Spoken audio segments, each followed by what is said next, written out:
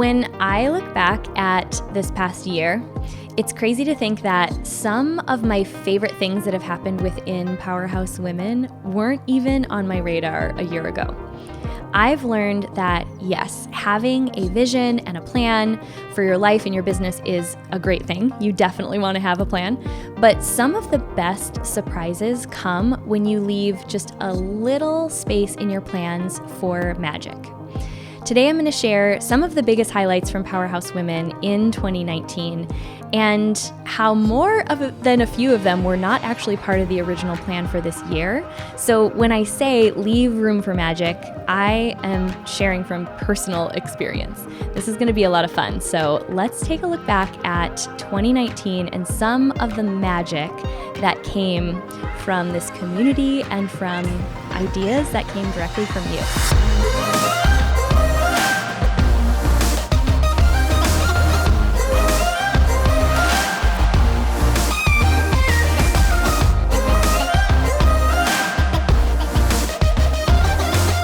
Welcome back. I cannot believe we are wrapping up a year and wrapping up almost to episode 75 of this little podcast project that when I look back a year ago, it wasn't even on our radar. So I'm going to get to that in just a little bit. But when I was thinking back about how I wanted to wrap up this year, I have spent a lot of time over the last few weeks in the month of December just really looking ahead and looking at what I want to happen in 2020. But I also spent some time looking back and realizing that a lot of my favorite accomplishments, a lot of things that happened within our community, or just really cool things that we got to do together weren't actually on my radar a year ago. So it was such a good reminder for me that I want to remind all of you that yes, we want to go into our year or our month, our week with a plan. But I actually think that it's in leaving a little bit of space between those plans for unexpected opportunities or meetings or just, I guess, magic is really kind of the best way to describe it, is definitely something we also want to do. We don't want to have such a rigid plan that we have no space to, just to open ourselves up to new possibilities that we aren't even thinking about. And I know I've always kind of struggled with this because, from a young age, I've always been asked, where do you see yourself 10 years from now? What's your plan? Where do you want to be, in 5 years? And I always felt a little stumped when people would ask that question. I don't know if it's that I just didn't have a crazy vivid imagination. I wasn't really sure exactly where I saw myself. But now looking back, I realize that that's not actually a bad thing if you can't see exactly the clear picture of where you want to be. And if you're in a season of life right now where the vision of your future is like a little fuzzy, you're not totally sure where you see yourself in 5 or even 3 years, I really want to share something that I hope will encourage you. And that is, if I look back 5 years ago, Powerhouse Women, the book, the podcast, the event, this community, they weren't even on my radar. They weren't even anywhere close to my radar.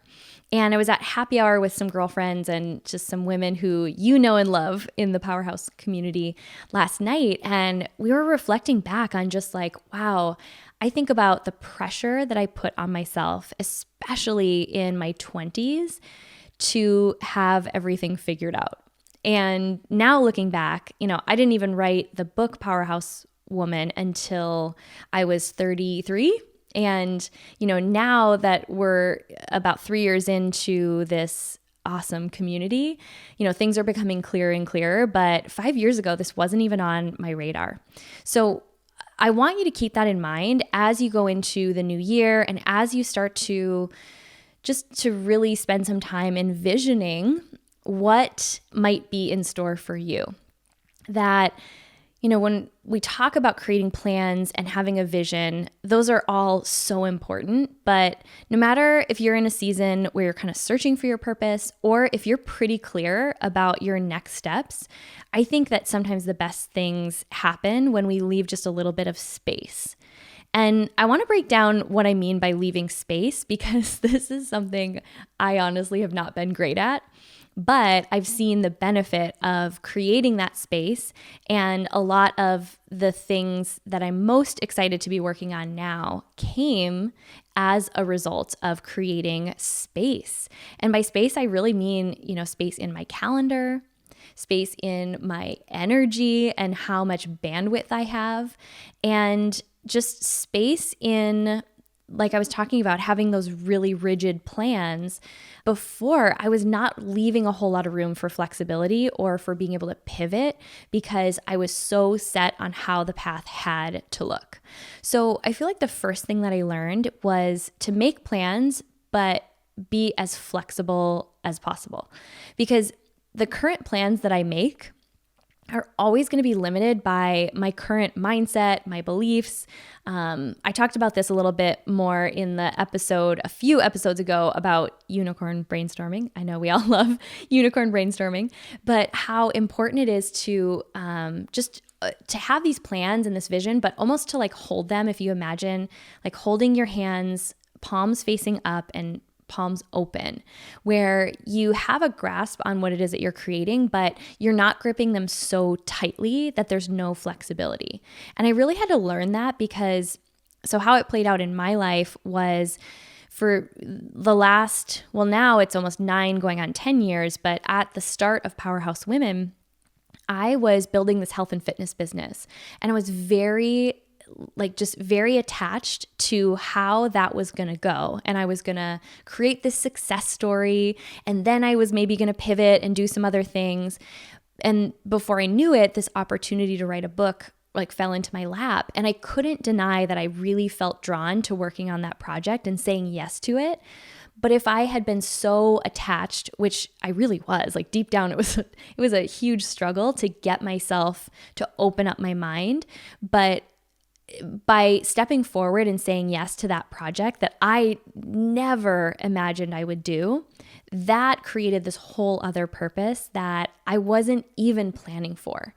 So I think what it taught me was that it's okay for me to have plans, and it's okay for me to feel really drawn to certain things, but that it's okay if in the midst of that, something comes along and it catches my attention.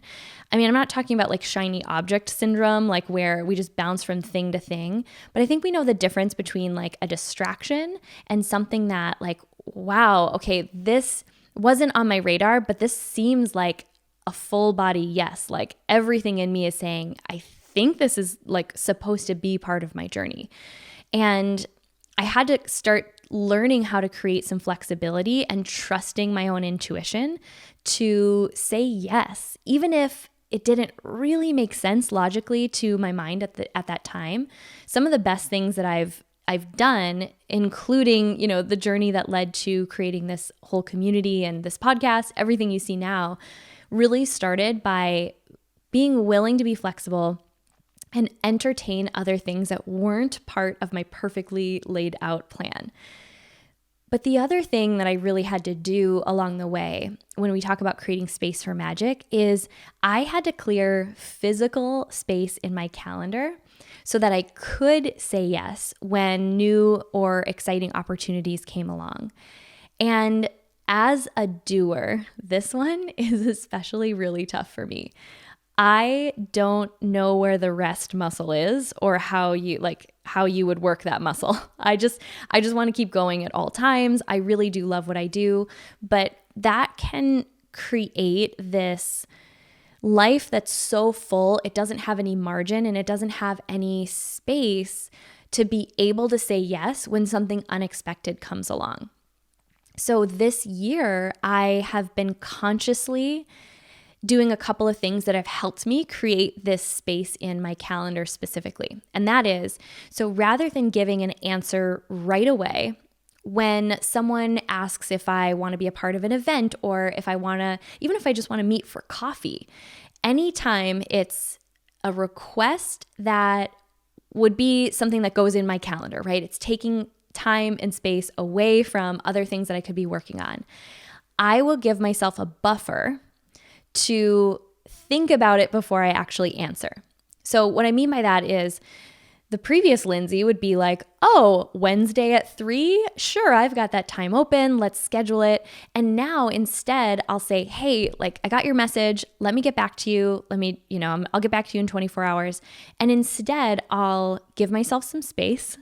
I will ask myself questions like, okay, if I schedule this meeting, if I, make this coffee appointment and I picture myself, okay, I'm going to drive all the way across town. I'm going to, it's going to take about 30 minutes there and back, maybe an hour for the coffee. So that's 2 hours out of my day. Am I going to get to that morning of when that commitment would be scheduled? And would I be dreading it?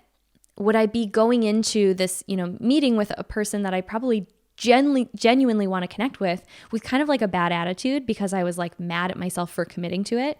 And I have to almost play out the scenario in my mind and ask myself, like, am I going to be mad at myself for saying yes to this commitment?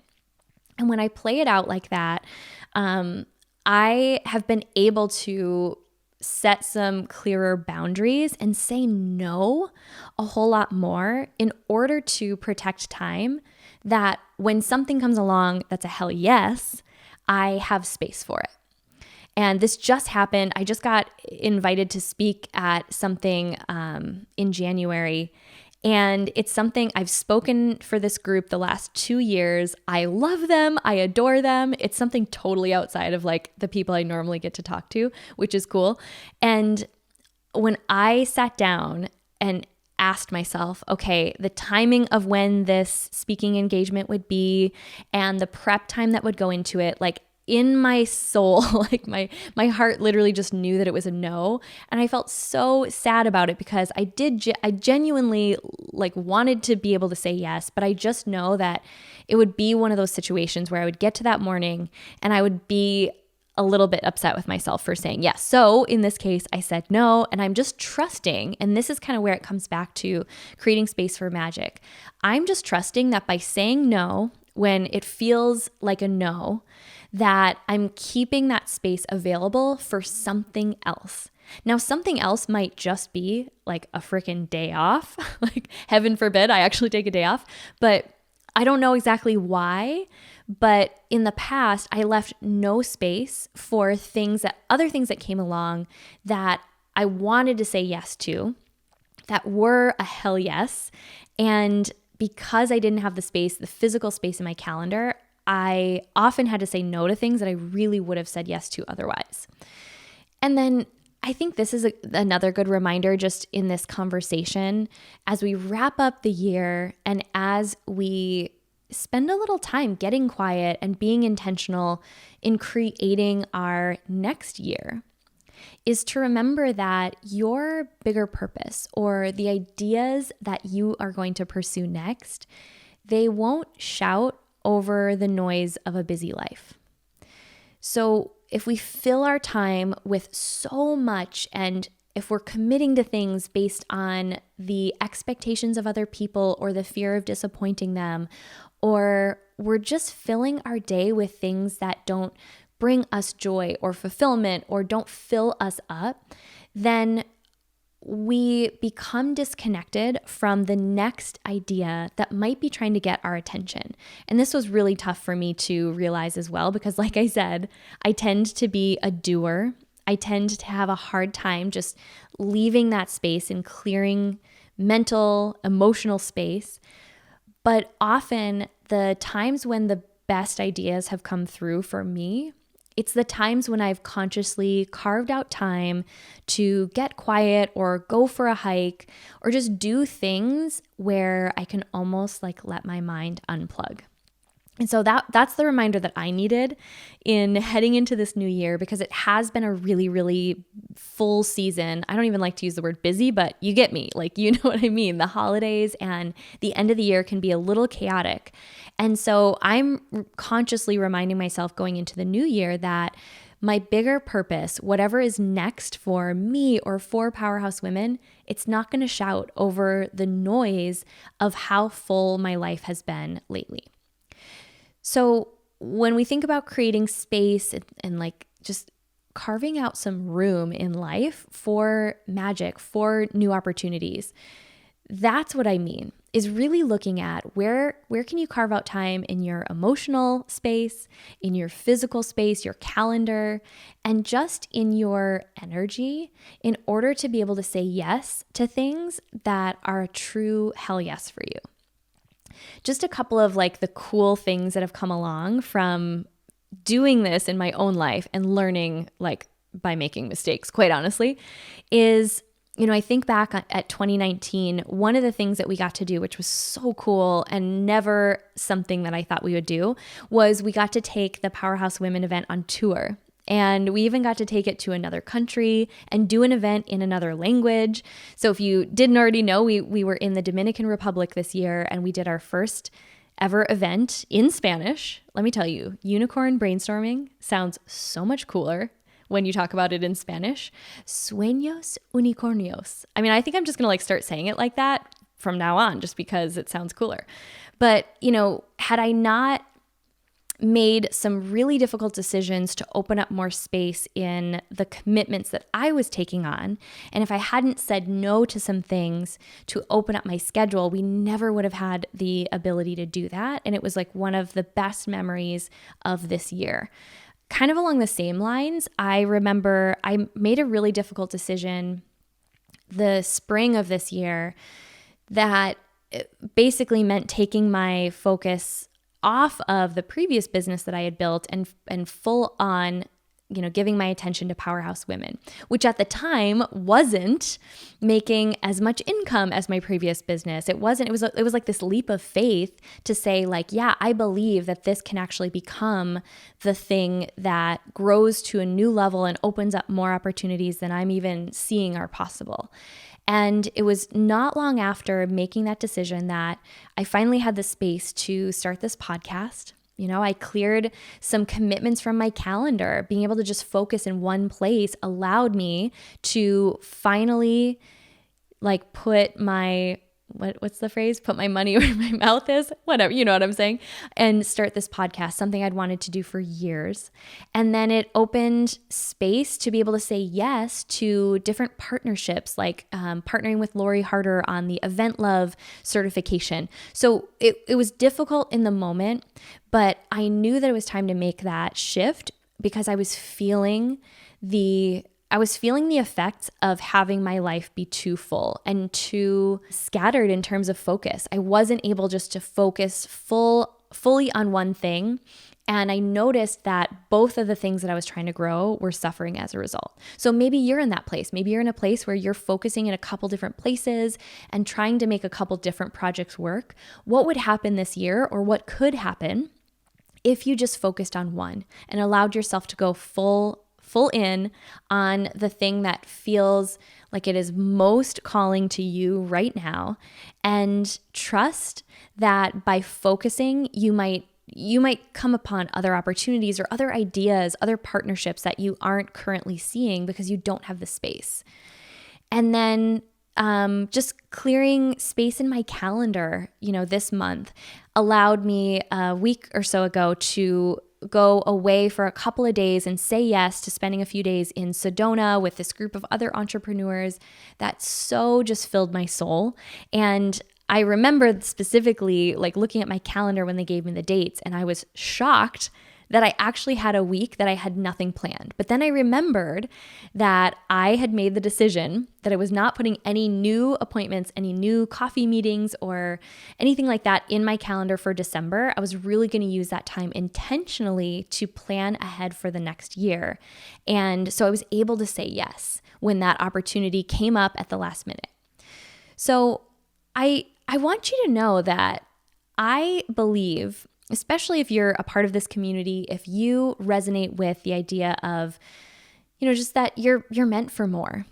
I do believe that's true, but I also believe that we can't add more on top of an already overbooked and overcommitted life. And so sometimes the hardest part of creating more or getting out of our own way is actually clearing that space for just new ideas or for new opportunities to come and find you and get your attention. So I can't wait to create more of this and just more magic with all of you in the new year. And speaking of magic, I'm just going to give you a little like spoiler alert that we have so many great things in store. Like I have been spending this last few weeks planning everything that we are going to deliver to you, to this girl gang in 2020. So if you aren't already, you're going to want to make sure you are subscribed to the email girl gang. You just go on our website. You can find the link to subscribe there. Or plug in to the Facebook community. Make sure you're connected on Instagram. Just make sure you're connected in all the places because you are not going to want to miss what we have in store. And it's all designed to help you take that next step, get out of your own way and into action around your next big idea.